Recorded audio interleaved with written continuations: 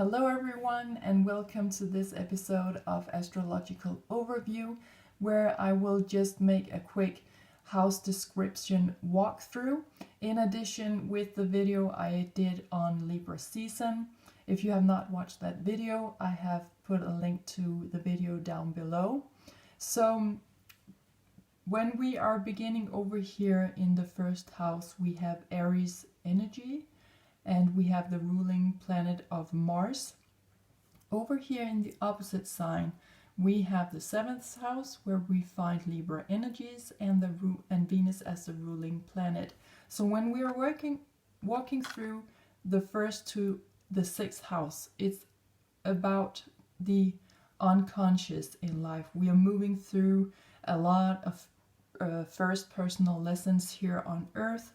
And when we are moving up above the horizon, remember that a chart is opposite the directions you'll find on a normal map. So when we move above the horizon over here in the 7th house, we are leaving the first 6 houses where we've learned a lot about ourselves.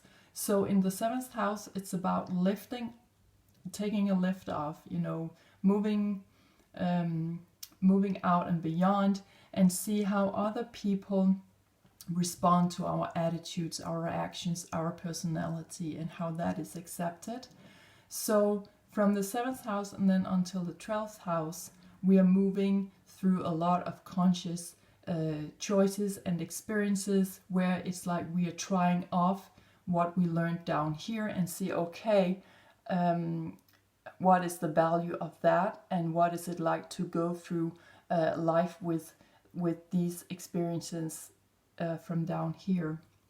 So the first house is about how we physically move about in the world, how we show up, which sides of ourselves we let other people see. So again, Aries energies, and Mars is here the ruling planet. So this is in the fire element. How are we physically moving about? What do we allow other people to know about us? What is the kind of mask that we perhaps put on? Because then that would be the response in the 7th house to that mask. Okay, so there's some kind of honesty also about the first house, that the more honest you show up in the world, the more honest you will have a response to who you truly are. But again, if you put on a mask, that will be the response to that mask you get. Okay, so the 2nd house here, we are moving in to Taurus, where we have Venus as the ruling planet. So the 2nd house is about our personal resources. It's about our personal valuables. It's about success and beauty, and about using our senses. And here we are in the earth element, and in Aries we were in the very masculine, forward, action-oriented behavior. Here we are more in the passive, more feminine energies. And moving into the 3rd house here, we find the energies of Gemini, where we have Mercury as a ruling planet. So this is about communication and learning something new. It's about your relationships to your siblings, your neighbors, your colleagues, everyone you meet on an everyday basis. This is also about smaller traveling or smaller travels, so everywhere that you go in your everyday life. And moving into the, and again, here we in the air element with Gemini and the 3rd house. So this is fast moving energy, okay? But on a mental level. This is on a mental level about our thoughts and thinking patterns and our communication. So moving into the 4th house, we have here Cancerian energies, where we have the moon as the ruling planet. So in the 4th house, we find our roots, our home, our childhood, our social life in our adulthood, and how you're socially going about things in your adult life, and how that is connected to your roots. So here we are in the water element, we are here in a feminine energy where we are more passive and slow moving. And then we're moving into the 5th house over here where we find the energy of Leo, and where we have the sun actually in its home sign here. So this is about our creative side in life, our self-expression, where we just do things simply because we feel happy and joyous about doing them. So this is really about, if you have a creative hobby, that you really live that passion out, either through your job that you hold, or maybe through a creative hobby. So here we are in the fire element, and this is also masculine, fast-moving energy, very action-oriented. And then we move up to the 6th house, where we find the energies of Virgo. The ruling planet here is Mercury, and we are here in an earth element sign, passive, slow-moving energy, very feminine. This is about our health and our work, our routines in life, practicalities in life, also following your calling, but being at service. This is also what we call the holy sign, because it has Virgin Mary energies around it as well, you know, with your calling in life. This is also where you give birth, you help give birth to something, maybe in other people's lives, but also you give birth to something else in your life, and you regard that as a very important thing, as almost very sacred, very holy. And then we're moving up about the horizon in the 7th house over here, where we find Libra energies. Ruling planet is Venus, and here we're in the air element, fast-moving energy, action-oriented, but on a mental level, with our communication and thinking patterns, visions in life, ideas. And with Libra, it's about our relationships in life, here in the 7th house. So it's every relationship that you hold in life, your colleagues, parents, romantic partners, etc. All relationships, and how you are dealing with them. So that is a great emphasis on relationships in the 7th house. And then we're moving up into the 8th house, where we find the energies of Scorpio. Ruling planet is Pluto, and here we are in the water element. So here we're in the passive, feminine, a bit slower moving energy. And Scorpio is about, or the 8th house is about how we share our resources with other people. It can also be projections, so maybe you want to keep an eye on here how you share your resources with others, but also maybe where you are not taking responsibility fully for your own resources as well.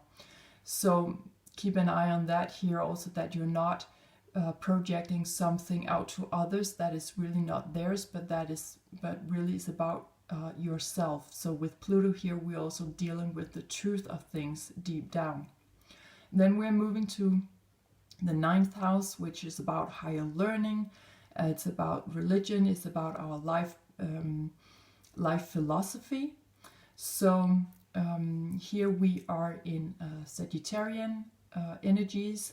Ruling planet here is Jupiter. So this is also about the bigger travelings we're making here, really broadening our horizon, either through education or perhaps through simply going on a long journey somewhere. But here we really want to expand on our life philosophy. We're also here in the fire element, so here again, fast moving physical energy. Okay, we like to come out and about here. And moving into the 10th house, we find the energies of Capricorn, ruled by planet Saturn. And here in the 10th house, it's about our career and our status in life, how we are viewed in life, how much we have actually gained, you know, what is our outside, our status in the outside world. So this would be a lot about our career also here. So here we are in the earth element, and again a passive feminine energy, and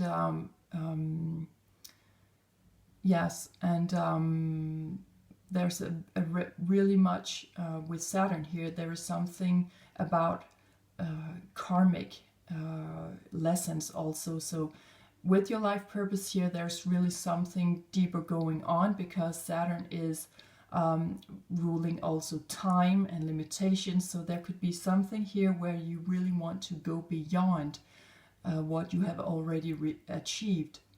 And then we're moving into the 11th house, where we find the energies of Aquarius. Ruling planet is here Uranus, and we are also here in the air element. So again, a fast moving energy, action oriented, but on a mental level, with our communication, our thinking patterns, and our ideas.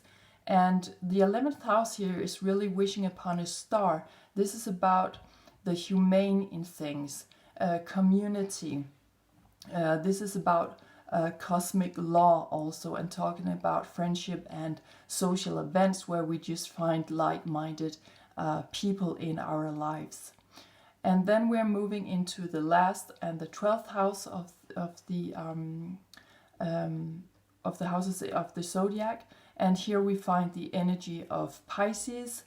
Ruling planet here is Neptune. So here we are dealing with actually our dreams in life, and also moving into other realms. Actually here we are giving up our ego, we are giving up our pattern that we have accumulated throughout the entire zodiac here, and we are giving it all up for a higher purpose. So with Pisces here, we are also in the water element. So again, a little bit passive feminine energy here. So this was a house description walkthrough. I hope you have enjoyed it, and feel free to dive deeper into the houses if you feel more inspired to do so. Maybe there is something in one of the houses or that is marking our life area. So maybe there's something in your finances right now that would be the second house, and then you can look into the opposite house of that house to find the solution. See for example, which planet positions you have here, or which energies you actually have in your 8th house, because you can very often find the solution to the problem you actually have over here by looking in the opposite sign. Okay, so I hope you have enjoyed this walkthrough, and that you have been inspired to dive deeper into your own personal chart. Always remember to ask questions. There's always so much to learn. So thank you very much for watching. Take much care out there. Thank you for watching here, and I'll see you next time for the next episode of Astrological Overview. Thank you very much, and bye for now.